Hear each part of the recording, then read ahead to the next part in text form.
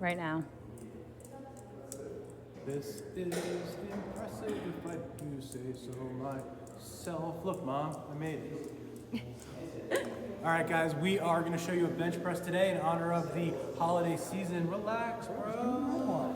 Relax. So what we're going to do is we're going to use our holiday ornaments to show you a bench press. As you can see, conveniently, Dr. Ashton has red and a blue ball on his chest, and we're going to show you where this goes. Good thing they're not two. I promise you this has a point.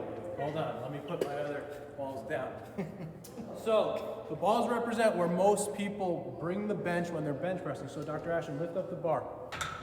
All right, so where the red ball is, that's where most people have a problem. So when they bring the bar down, they bring it too close to the top upper part of their chest, where the red ball is. The problem with that is it puts a lot of strain on your shoulders. What you actually want to do is bring the bar down, the bar path, to where the blue ball is. So go ahead, as you bring the bar down, and it's going to hit where that blue ball is. Now, let me show you a quick trick. If you're not sure what has to happen here, get somebody, get a friend, and watch what I'm going to do. I'm not going to coach Dr. Ashton what to do. I'm just going to pull up on the bar, and he's going to pull the bar down into position, and watch where it automatically goes. Go ahead.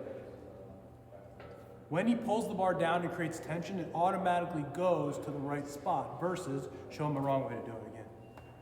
So their shoulders are going to get hurt. You're going to end up in our office.